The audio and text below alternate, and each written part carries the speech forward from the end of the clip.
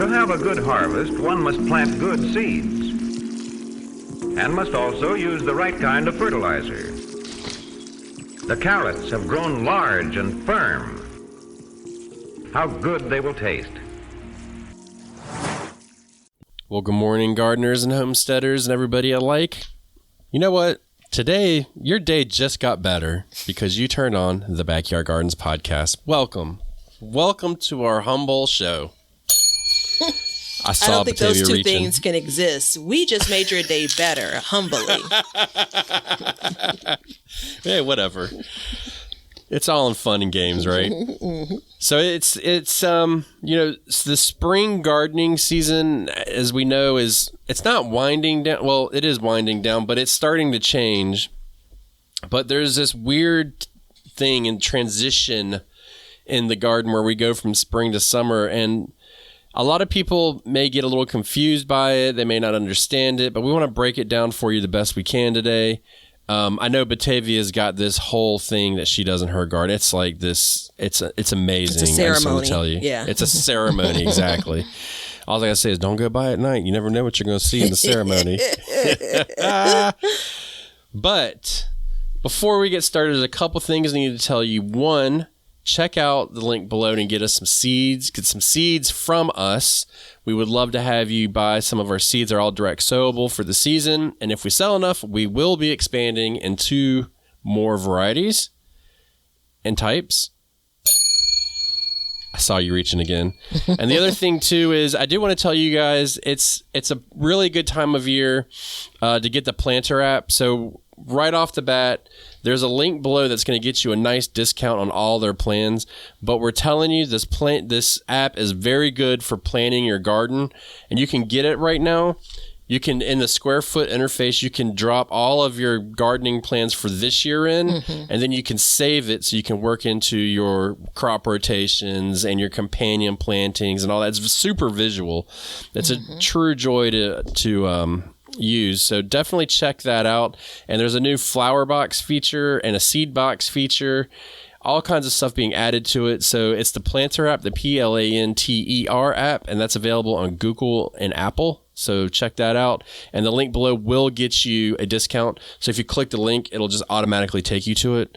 So don't go to the store and then try and it doesn't work. So click the link and then boom, get your discount. And become a subscriber. End of story. And without further ado, let's dive into this Billy Goat. All right, Batavia. First of all, let's do this. When does your garden start to transition from spring to summer?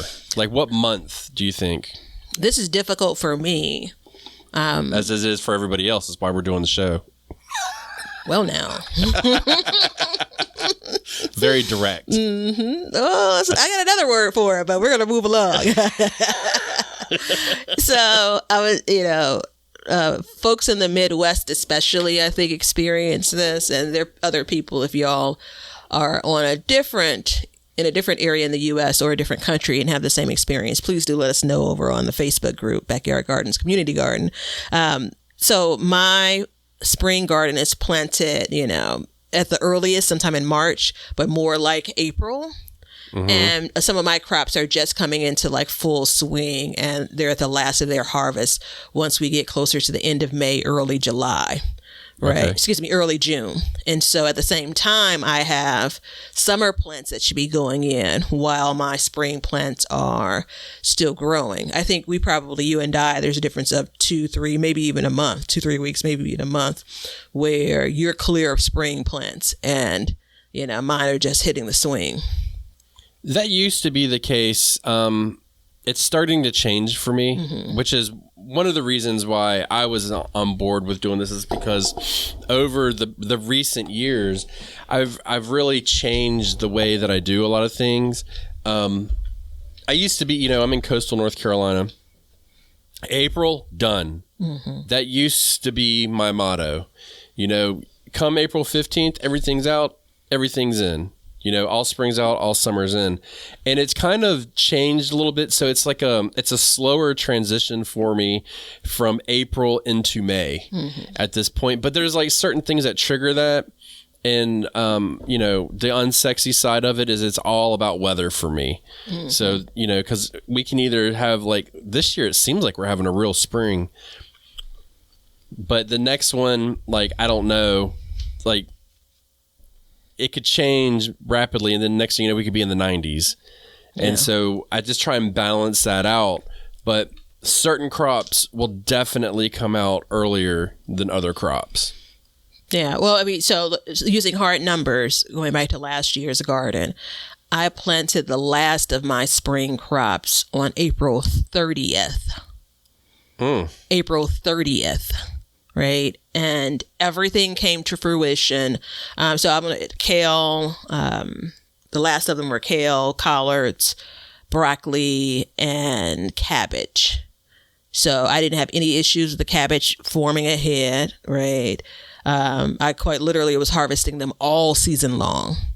Broccoli, I did get to the point where broccoli started bolting, like once we got to June, you know. So that was like the one casualty of planting that late. And understand, April 30th is late for me in my space. And then the collards. At least you recognize that. Yeah. And the collards, typically I can get away with, like, if I plant 10 collard plants, which I don't always do, but the 10 is a nice round number, you know, maybe one will bolt at some point throughout the year, but the rest of them will go through spring, summer, and still grow in fall. That's not everyone's story. So that's the reason why I say it's a little bit different for me. But if I look at more traditional crops, your spinaches, your cilantros, right? Things that are absolutely sensitive to the cool weather and then the hot weather coming on. By the time we get to the end of May, lettuces and things, that first week of June, it's whatever I should be wrapping it up. Yeah. That's how we are for basically May. It's like it needs to come out. You know, I just did you haven't even seen this yet. It will be out by the time this episode airs, but I have this new thing occurring in my garden this year. The video is on Sandy Bottom Homestead on YouTube if you want to check it out. But I have kale bolting and cabbage bolting for the first time ever. And I don't want to pull my cabbage. I want to see what it does. But I want to plant something there, so I'm having a real difficult time with that. Yeah, I had cabbage bolt a couple of years ago. I planted it in the fall, and you know it returned in the spring, but it bolted. It never got to the point of forming a head, though. Has the head started to form on yours? On the cabbage? Yeah. No, it just went to bolt. Yeah. Okay. So it's good. I don't know why. It should look like most other plants, where it just starts to shoot straight up. Yeah, that's, you know, I don't know how big they get though, because broccoli plants could get huge when they bolt. You know, so that could be taking up a lot of space. I'm sure it's going to get giant. Yeah, like my mustard's taking up my entire greenhouse, and I'm like, just hang in there. But it's like stealing the light. It's just a huge pain. But you know that's part of this though, is when you bridge the gap and you want to save some seed, you've got to factor all of this in.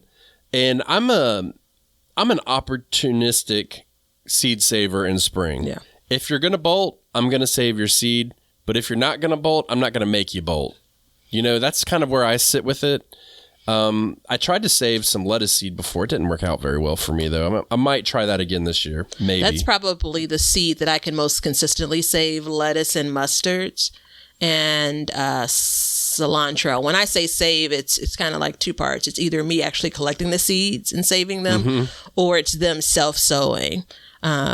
You know, lettuce is super pretty for me when it bolts, and it's almost always tucked away somewhere, so it really doesn't intrude on other things I have.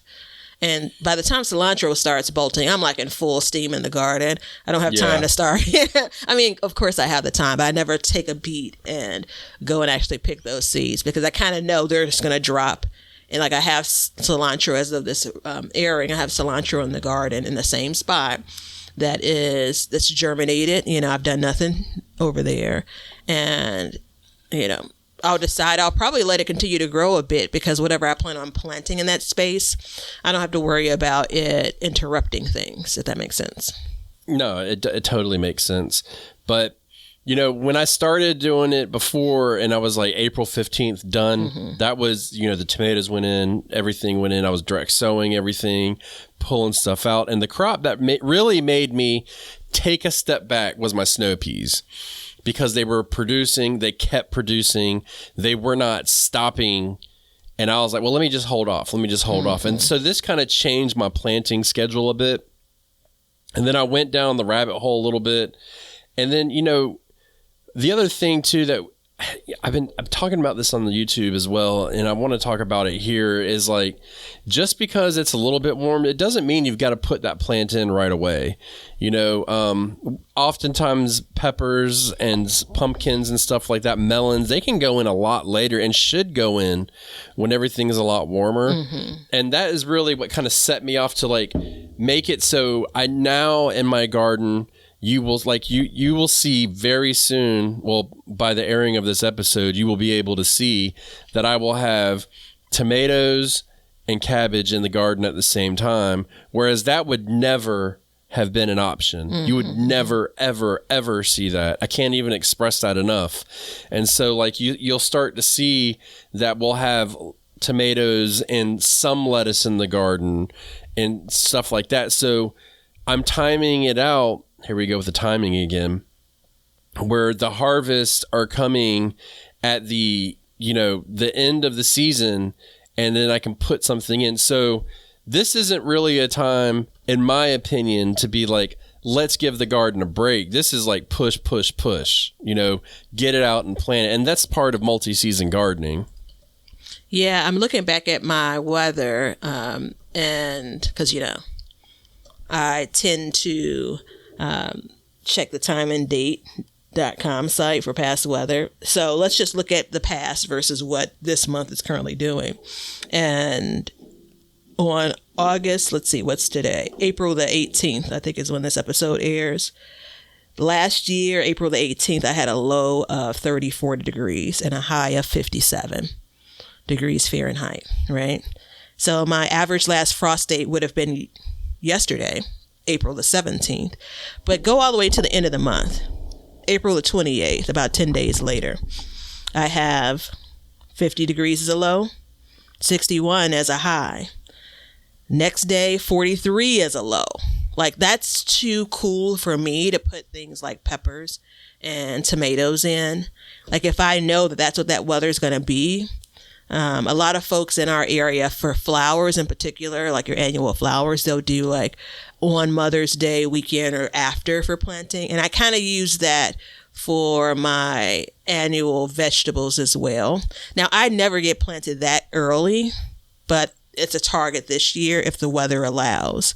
So, I mean, I think that when you think about, the dates and timing, oftentimes you think about the dates associated with that. It's absolutely the weather is going to drive you, right? And you have weather patterns. You have a history of what your weather is, and then that should help influence what you're going to do this year as you're looking at the forecast. Yeah, like I'm looking at my forecast now. My low temperature for the next 10 days is, what happened here? Stupid ads pop up all the time. 44 degrees, and that's one day, and everything else is in the 50s and 60s at night. So at this point, I'm targeting to plant out certain things. Yeah, like I'm going to be targeting in the next 10 days to plant tomatoes, some of my tomatoes, not all of them, and my squashes, because I'm looking at my squashes thinking, oh boy, you need to get in the ground. So those are looking like they need to get in the ground sooner than later. So I'll start hardening them off. It's supposed to get chilly tonight. I'll start hardening them off this weekend. By next week, I'll have them in the ground. But those are beds that I already have emptied. So I don't really have them, I've planned for that. My Brussels sprouts, which, by the way, I want to make an announcement about my Brussels sprouts. Do you remember we did that episode about my formula I came up with? It was correct. I was right. Yes, it feels good to be right. Yeah, I'm sure. Congratulations on being right about what's in your garden and what your family eats. Well, the calculation of how much it would produce was just about on. And I will say this, that even though I'm extremely happy with what I got out of them, they were still a little light, but it was, 1 plant per meal, 20 plants, planting a little bit extra. It really did work out the way I had, hypothesized that it would. So moving forward, I will continue that, but that bed right now has got 3 Brussels sprouts left in it. They can be harvested at any time. I can go out there right now and clear it out. It's fine. And that's where the squash will go. Well, it's actually a really good, I was going to say as a side shoot, because I thought it was really, really clever. That was clever. But it's actually, it perfectly aligns with this episode, because you're still at the window where you can leave these spring plants in without harm coming to them. Right. And that's one of the glories of like spring gardening, right around this time of the recording, probably more so than when this airs, but then fall gardening as well. Like, remember, I harvested the last of my greens, collards and kale, in January of 2024. Right. Can you imagine leaving any summer crop on the vine, for months? Yeah. Summer doesn't give you that benefit as much as your cooler season gardening. And so it makes me look at kind of what I'm growing, and I'm mentally making an adjustment for my harvesting strategy. Like, what are the things that are going to go bad, right, if I don't pull them? Those should be the first out. So not necessarily just first in, first out. For spring, it's which is, going to hold longer versus which is a little bit more sensitive to when it's harvested, So cauliflower and broccoli are great examples of, those should be coming out of your garden. Like, it needs to be timely, where some of these other things give you a bit more time. Peas are a good example of, there's a clock on those before they aren't as desirable. And I'm not talking about the entire peas plant, but the actual peas that you're pulling off of the plant. Yeah, because I've never left them long enough, but I imagine they would. No, I bet they would die off, because mine usually start getting diseases and everything else. And that's usually my tall tale sign of like, hey, pull it. But, I've got that cabbage bed, and at this point now, I think it's got 5 cabbages left in it. And again, some of them are size to harvest, some of them aren't, but at any point it's like I can harvest that. So at this point of my 1, 2, 3, 4, 5, 9 beds that I have in the main garden, I've got 5. No, damn, I added 2. How many do I have now? 7. Okay, 11 beds that I have. Okay, never do math in public, everybody. Starting to feel like an idiot. Out of the 7 beds in the main part of my garden, 2 of them will be emptied by the middle of April to fully plant.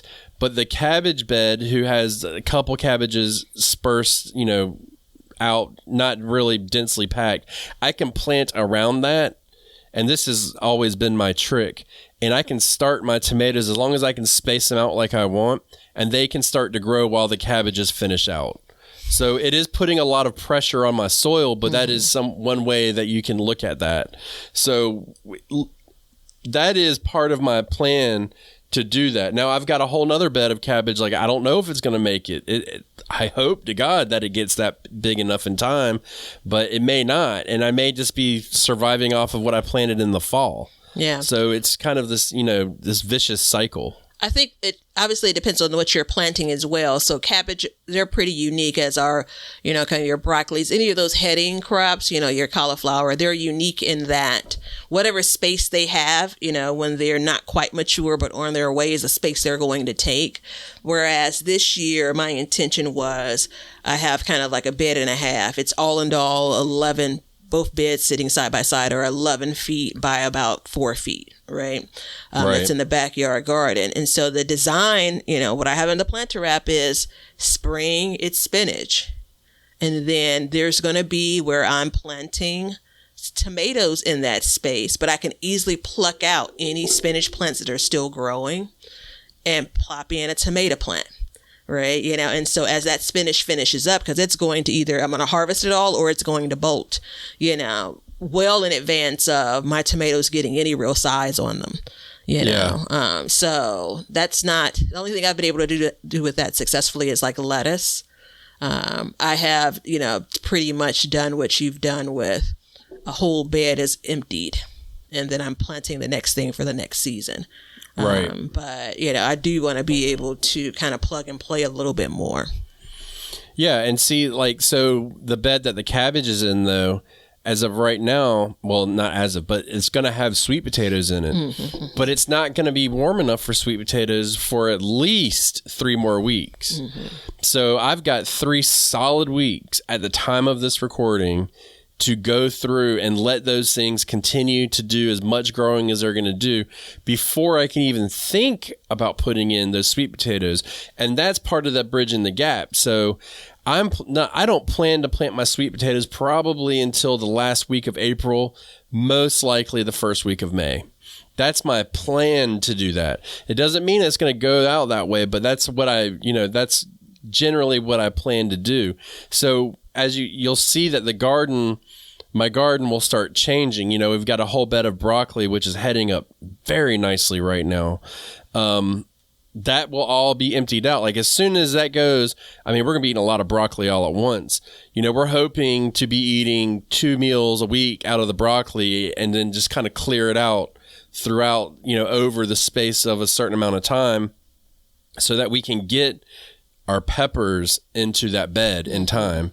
And so we'll plan to do that. It doesn't mean it's going to work out perfectly, and it doesn't ever work out perfectly, but what I strive to do is to be able to get the crop in, to get it to grow, to get it harvested, to get the next one in the appropriate amount of time. So I'm not coming in and in my area, it's just too hot to plant. You put a plant in and the soil's just drying out instantly. Like that's not what I want. I want to take advantage of some of the cooler spring weather that's going to keep that soil moist longer to let those plants thrive. Yeah. How's the rain been in your area? Right now? 2 inches today so far. Mm-hmm. So we've been getting a decent amount of rain. We just had 2 weeks of no rain, but everything's going really good as far as that goes, and which probably means we're going to have a dry summer. We had that one spring 2 years ago. We didn't get any rain all spring. It was really bad.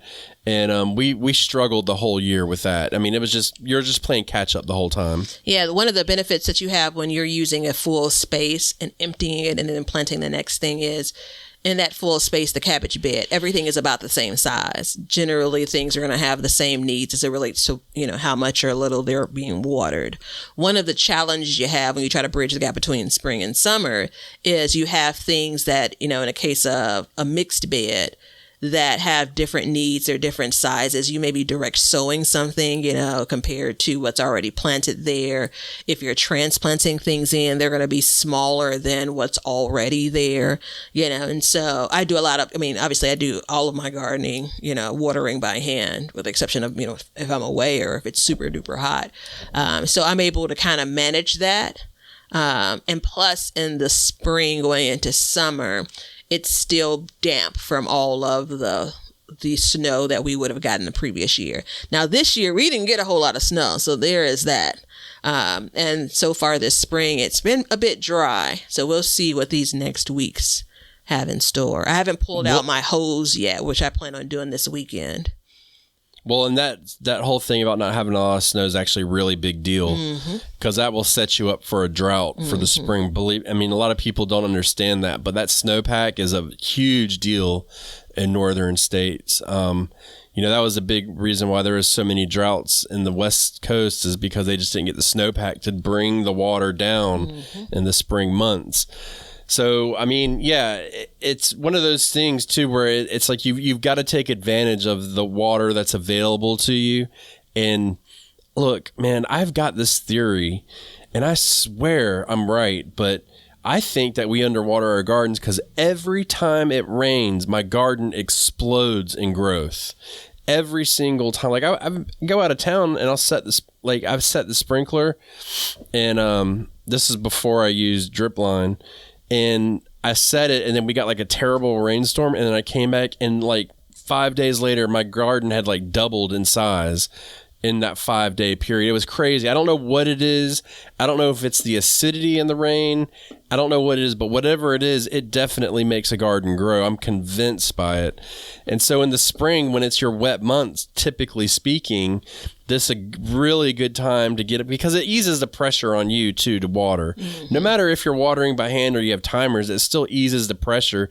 You can get seeds sowed a lot quicker and easier, stuff like that. Yeah, I typically want my soil damp as I'm sowing seeds. So I'm okay with it's rained yesterday and then I'm going to go out to sow seeds. I still am going to come back in and water it. I think it all depends because, how much, I think we underestimate how much rain actually comes down and how saturated the garden is from rains, right? It's like, oh, it's a nuisance. It's been raining all morning, but shoot, that rain's barely gotten through my mulch. I don't have one because I always leave it out every year and it ends up cracking, but I'm going to see if I can put it on my buy list. The kind of rain gauge, again, it just counts the inches of water.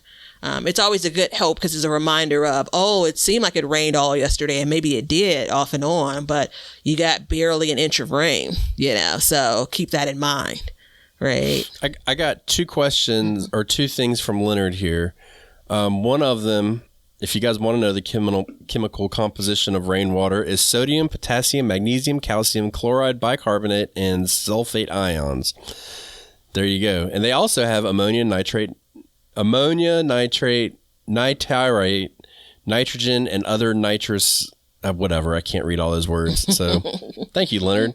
And then another one is, well, here you go, Batavia. Do you have crops that you pull and some that you just let go? It depends on how much I care about the crop. So I always let my lettuce go. Like almost always. I don't understand the question. So like there are crops that I want to plant and get out of the garden. That's what I think Leonard means. Like broccoli. Yeah, like broccoli. Yeah. Versus crops that I kind of like mustards or crops that I'll harvest a bit off of. And then instead of just saying, hey, it's time to pull that plant, I'll let it go and do whatever it's going to do. Right. So that it's that gap between the plant is at the end of its production and then it is absolutely done producing. So you and I talked about this quite often a few years ago where it's like, we talked about it for tomatoes, like how much further do you let your tomatoes go? But that's a different season. Yeah,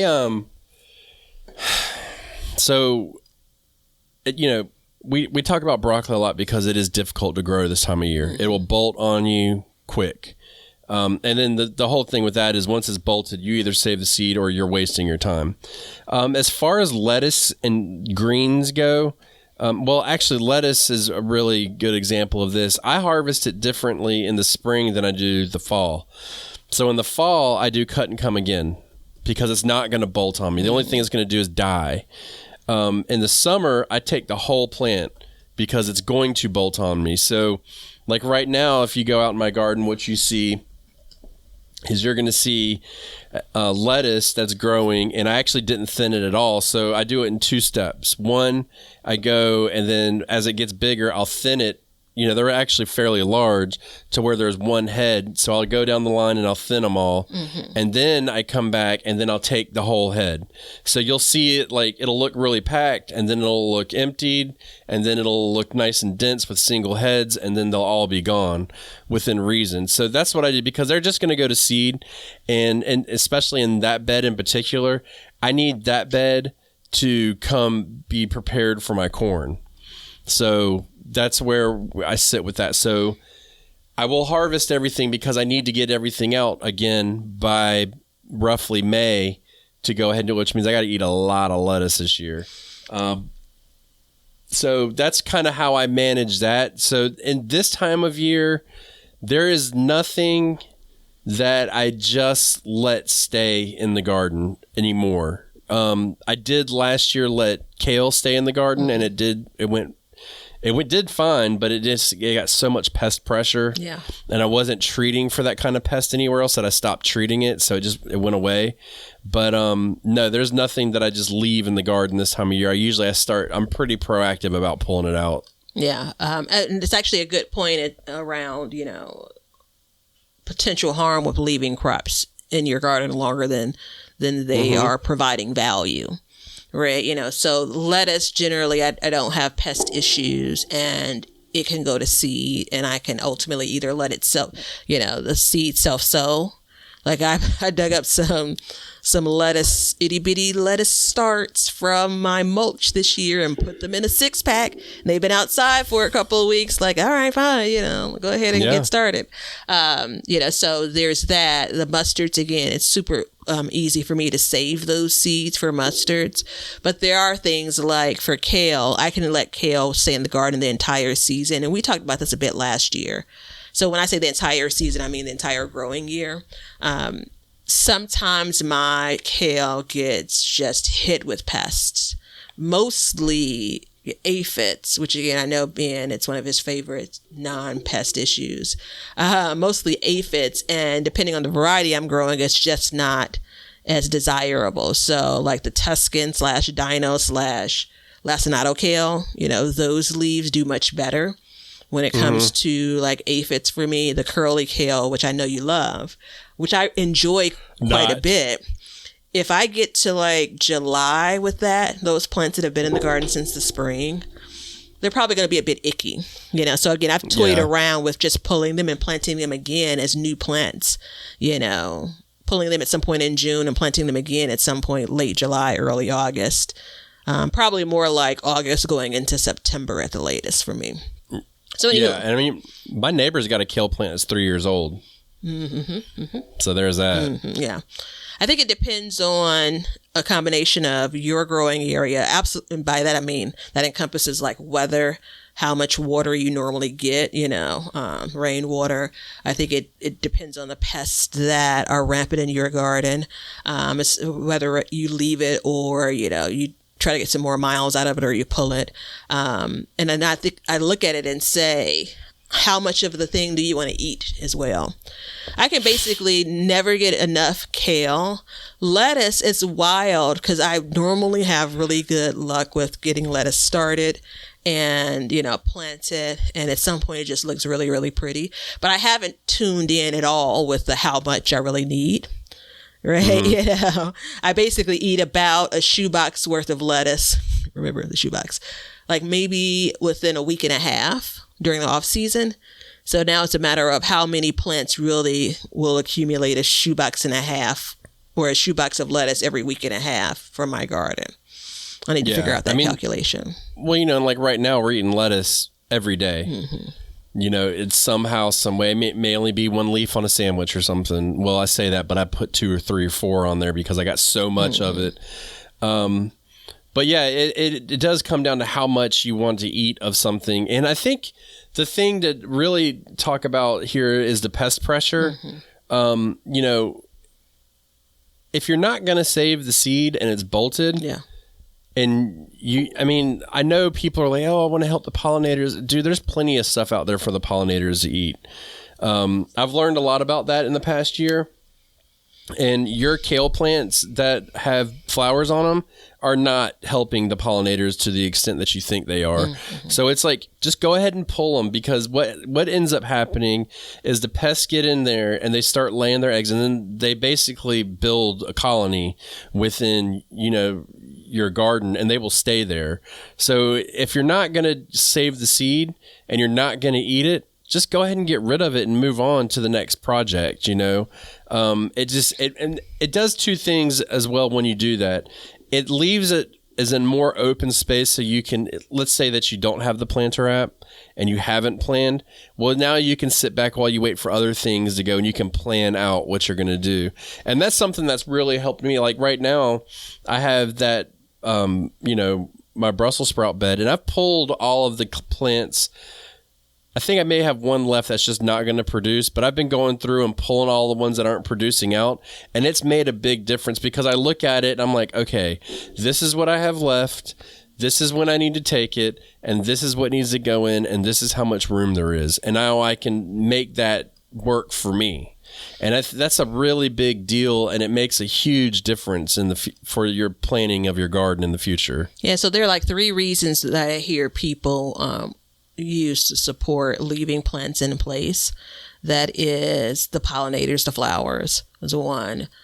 2, the shade that it provides to your garden. And 3, which is very much related to 2, is you don't have to worry about kind of bare soil, right?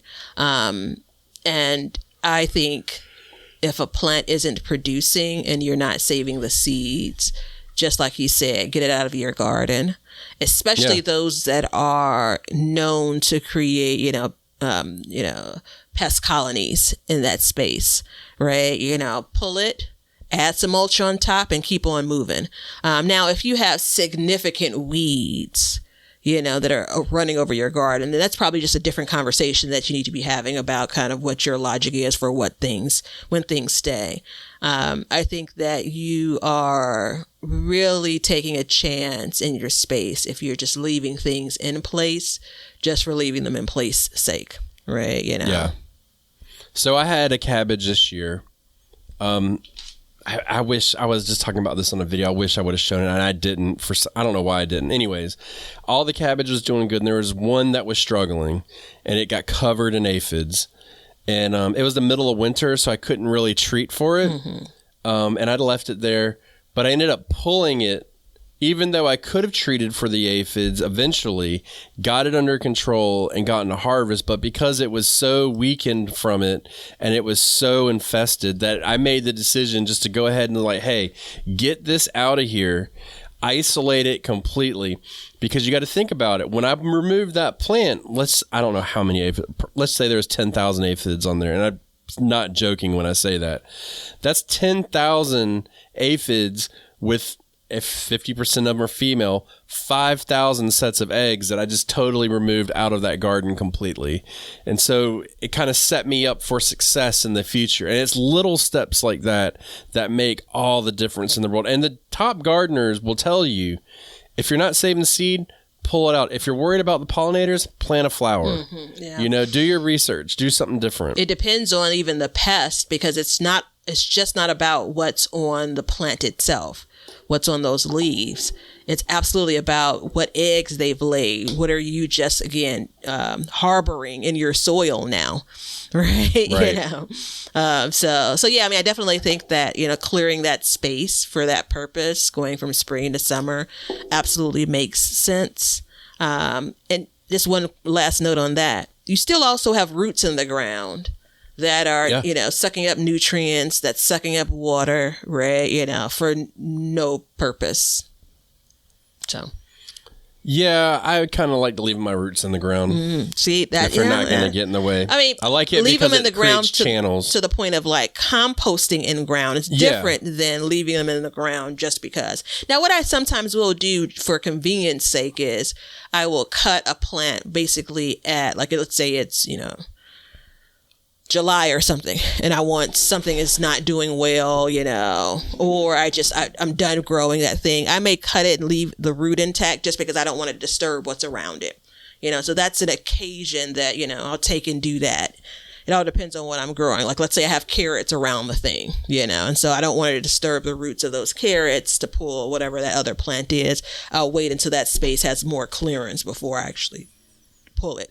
The roots in my garden, there's never enough time for the majority of them to actually completely break down. That's one of the reasons why I pull all of them at the end of the season in a good year. The cage baby actually still had, since I harvested those plants in January, just before that real cold spell, a part of my spring activities. It's the last sets of beds that I need to clear for the 2024 garden season. Right. Yeah. So for my Brussels sprout bed, for instance, I will go through and I will pull every single root out of there that's left at this point. Some of the stuff that was in the fall, it'll still stay there. Well, the earlier stuff that was harvested, but for the most part, you're right. I will go through and pull all that out. And generally, I don't leave roots in the ground unless the bed's either going to be empty or there is a great amount of time from me pulling, like in the end of fall or something like that. But in spring, it's basically get a clean start and then move on and go from there. Yeah. And then that really sets me up for more success because there's not as much competing. And I do, when you intensively garden in a small space, unless you're giving your tomatoes, 4 square feet of space, which most people aren't, every square inch of soil available for the roots is going to make a difference for you. End of story. Yeah. Just one quick note. If I am planting in a bed that already had spring crops in and I'm planting something for summer, one of the things that I do is, either or, a handful of fresh soil, but more likely a handful of compost in the hole before I put that spring plant in, if I'm doing a transplant. And then depending on what was growing there before, I may also do a sprinkle of 10-10-10 types, just an even granular fertilizer. That's new Batavia. Not New Year, new Batavia, but just new Batavia. And that's been working out well for me.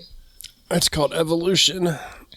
And so just so you guys know, if you're like, oh God, here we go, we're talking about fertilizer again, and you don't understand fertilizer, I just did a video on Sandy Bottom Homestead where I legit broke down the nutrients and what they do to get people started. So I don't know, we haven't really discussed this far in advance on the podcast, how deep we're going to go into fertilizer this year, but I'm going to go pretty deep in it because I feel like there is a misunderstanding, as you clearly could probably tell from the last episode we did, or a few episodes ago. I can't remember now. But that's something that is there. So, but you're right. A basic fertilization is like the final point into all of this is get some kind of pre-planting fertilizer in the ground. Even if you don't want to do a regular schedule of it, just do it once. And because you have to remember, you're pulling, you've just taken crops out that are feeding off of that soil, and you're not giving it enough time to go back. And so you got one or two options. You can either plant 50% of your garden in the spring and then plant the other 50% of your garden in the summer, or you can replenish that soil. And there's multiple ways to do it. Fertilizer, compost, mulches all do it. All that stuff will help. Different kinds of amendments and everything. But when it all breaks down, other than the mulch, it's basically a form of fertilizer. So strongly recommended. You will be very happy with that. Just use a well-balanced, meaning all numbers are the same or very close to the same. So 10, 10, 10, 20, 20, 20, 3, 3, 3, 5, 4, 4, 5, 3, 3, 5, 3, 2, something like that, where it's just not crazy different numbers. You don't want anything like 14, 1, 0 or 1, 14, 8 or something like that. You want it, just keep it simple. Let's kiss on it. Keep it simple, stupid. So, those are all really important. And, bridging the gap into summer doesn't seem like it's that hard, and it's not hard, but these things will help you successfully get going into your summer season, I think. And I know we didn't give like a bulleted list, but you can pull it out of the conversation. We hope, yeah. This is the beginning, though, I think, for a lot of us with the, beginning of the troubleshooting, right? So if you're not doing it already, which, I try to, but I'm much more consistent once we get to the kind of the summer growing season. This is when the daily walks, return. There is, a significant weather shift for me. And, it's the beginning of pests for me. Spring is pretty low key from a pest perspective. But, I think about the things I'm direct sowing and the things I'm transplanting. And I'm also listening to a car that doesn't have a muffler, it seems. There's one of those every episode, right? But I'm also looking at a tighter window for growing, right? You know, so it's time to get aggressive, essentially. I have some crops that, based on my growing season, I got to get in on time, because guess what? If I don't get them in on time, and this is going to be coming up in the future weeks for me, then I may be looking at something growing all season without it actually producing. You know, right. So which is the reason why Ben mentioned the planter app at the beginning of the season or beginning of the episode. You know, it still works now, right? You know, all year. Yep. And then, you know, the other thing too, when you're bridging the gap, is you're going to see places in your garden where you're going to have, you know, you think you may have holes that you can plant. And that's something to evaluate too. And I mean, look, it's a low blow, everybody, but I'm telling you, you can go check out our seed store below. It's all direct sowable. And the reason why I'm bringing it up is because we have bush beans in there, and specifically for this reason. Yeah. Get yourself a pack of bush beans and keep them on hand, because you're going to have a gap and you can pop one of those bad boys in, and within no time you're going to be harvesting beans at least. And they take up an exact square foot. You got more space? Get yourself some watermelons and some cantaloupes. I'm saying, we got it. We got you, baby. But they're all, you know, direct sowable, especially like the okra too. High producer. So we recently hit 1 million downloads. I didn't say this at the top of the hour, because if you're still with us, you are our favorite listener. And so you can use the code 1 million. No, spell it any way you want. I don't care. No spaces. Use all letters, numbers, doesn't matter. It gets you 10% off and a free pack of seeds. And it's good all the way up until the first day of summer. All right. My very last note on the bridging the gap is, it's time to make note of and document what went well and what didn't in your spring garden, right? You know, so this episode comes out like mid-April. It doesn't mean that you're right in this moment doing that, because it depends on, again, your timing and your schedule in your garden. But don't let the season change from spring to summer without you doing that. Because remember, our garden memories are sometimes foggy, speaking for myself, and I'm speaking for all of you and you and you. So really good time to make notes on things that you started too late, right? You didn't get a seed chart from my buddy Ben, you know.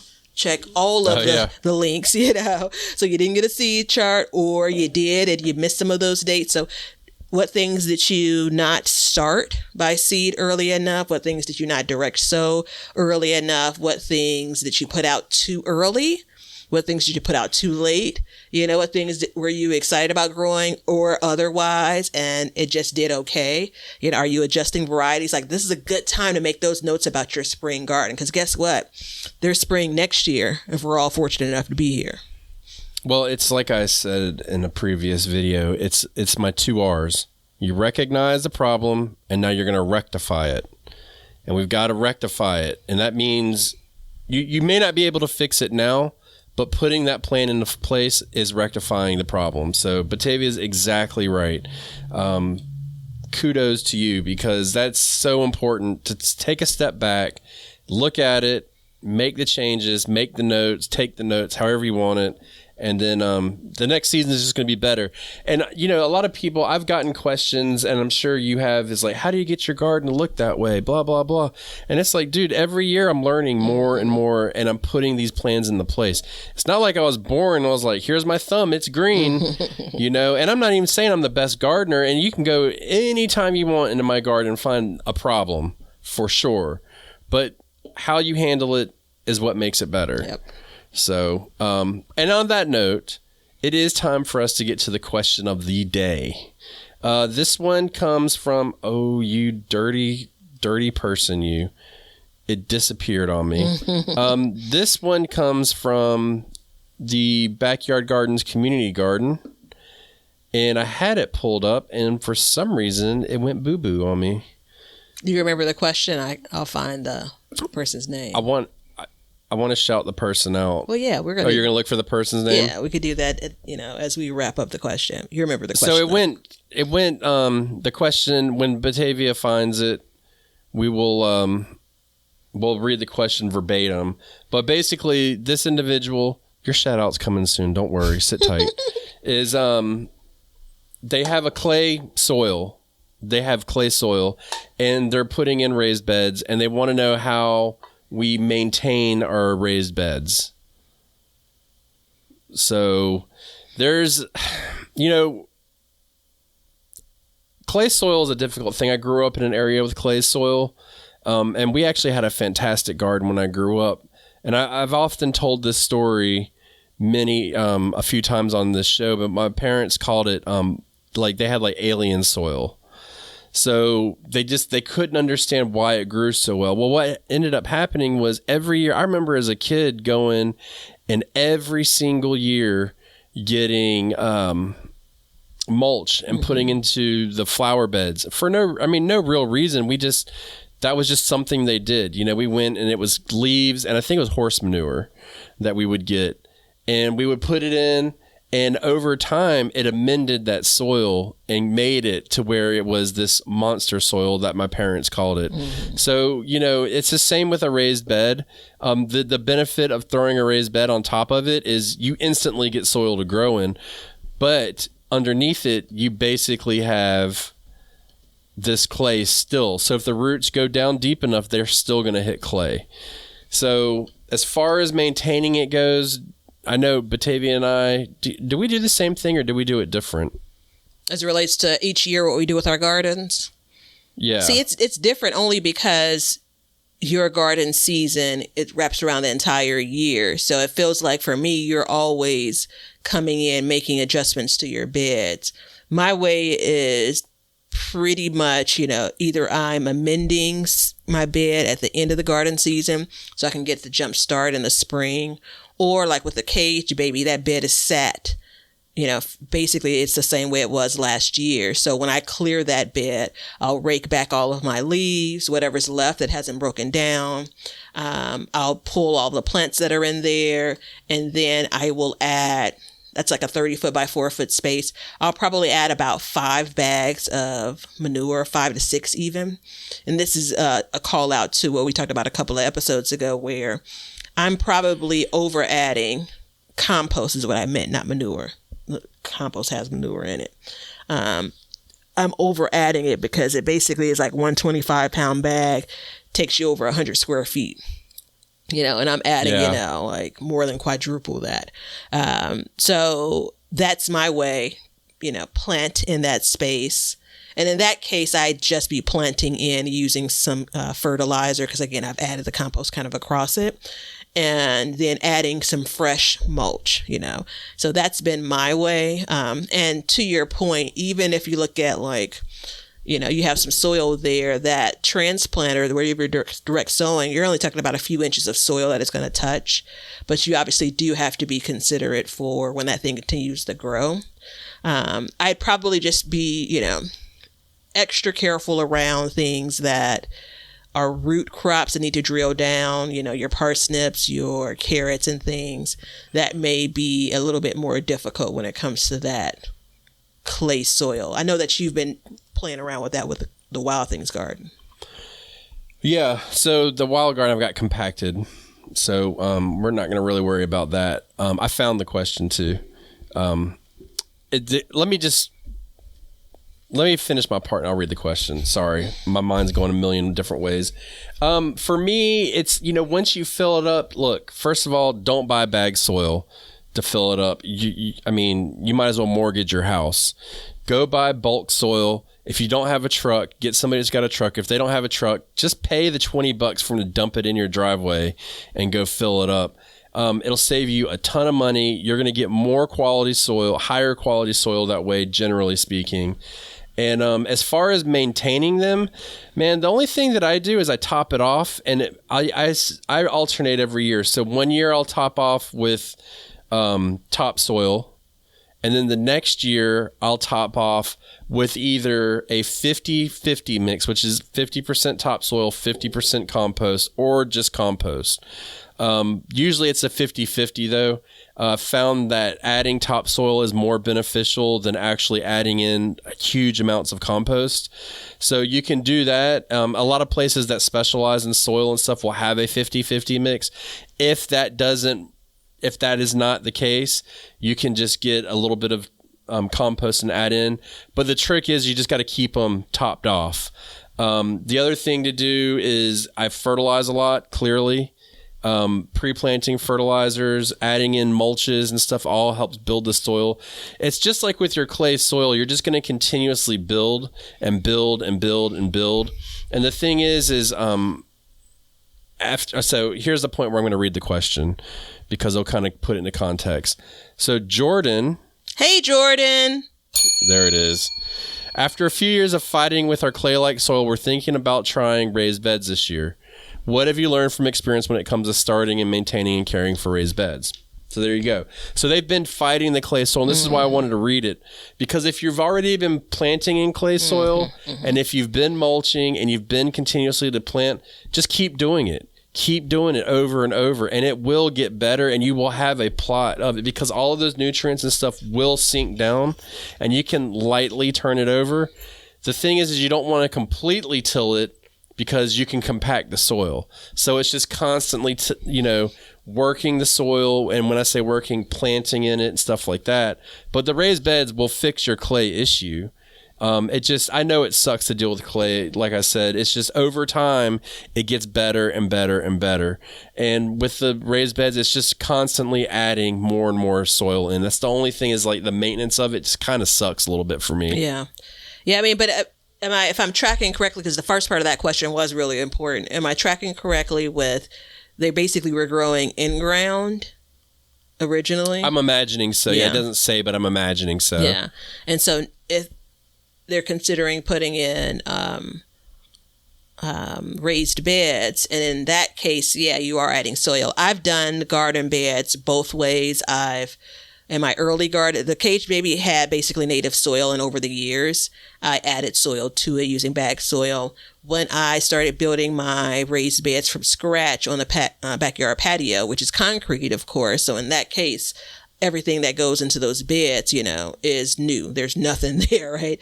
And so that's only about 10 inches up. I use all bag soil for that. I have one garden bed that produces the best food every season, right? And I've also bought bag soil that was just crap, right? Keep that in mind. The front yard garden, when it first premiered in 2019, sorry, I just tickled myself. I got a soil dump. It was a pain in the butt, but absolutely worth it from a financial perspective. So do those calculations closely. I got too much soil, but that's what I do with all of my life. Too much of the thing. I got too much soil. And I was like trying to hock soil because I don't have a driveway, and based on my city lot, there's really no place for them to put it other than an empty parking space on the corner, right? So my neighbor is super cool, but I just didn't want to leave like literally a pile of dirt there after I'd filled all of my beds. I built an extra bed in the backyard because I had so much soil. And so that was actually really good soil at the top of that dump. Right, I guess it would have been at the bottom once they loaded. Once I got to the very bottom of it, it was questionable. So just make sure you're getting to a place that's going to provide you some quality garden soil, garden blend. My last raised bed that I built, which is one of those high raised beds. So mine generally sit anywhere between 10 inches tall for the wood beds, or like 1.5 feet tall for the front yard garden. Those are a little bit taller. And then I have a brand new bed that's like 32 inches tall.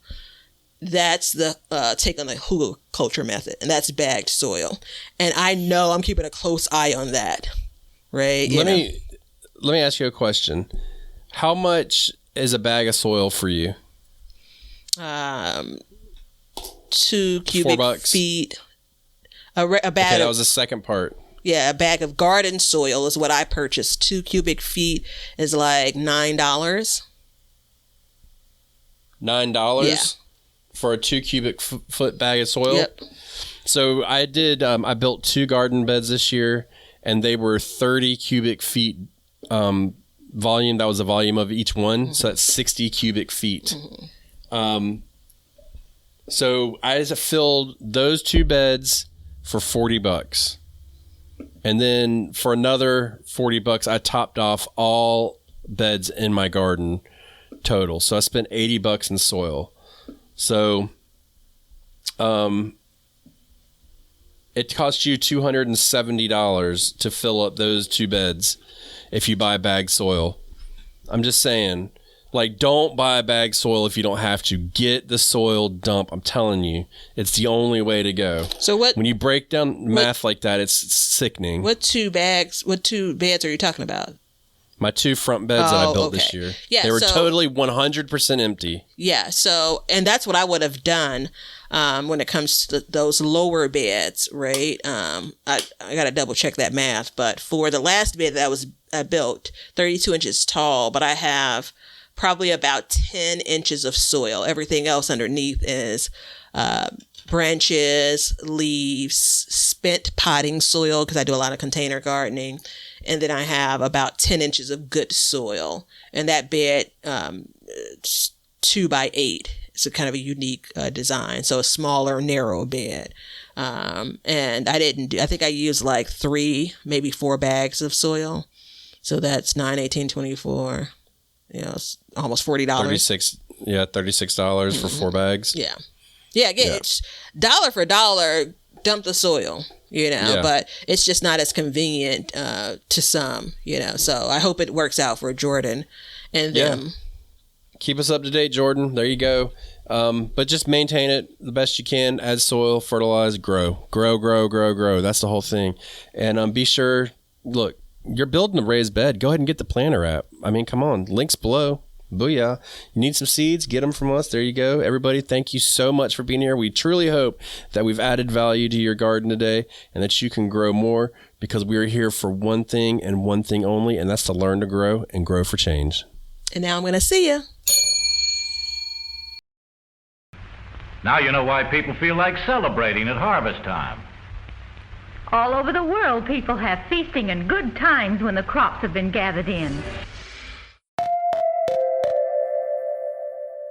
Thanks for checking out the show. If you like what we're doing and you'd like to support us, you can become a patron at patreon.com/backyardgardens, or you can be an Apple subscriber, and in both of those, you'll get an extra episode every month. You can also make a one-time PayPal donation with the link below, and you can get all kinds of gardening gear like t-shirts and mugs and cups from the link below at Teespring, and we have an Amazon store which has all the products that we use and recommend in our gardens, and it helps support our show. And we also add to this list periodically, so be sure to check it out periodically to see if there's anything that you need for your garden.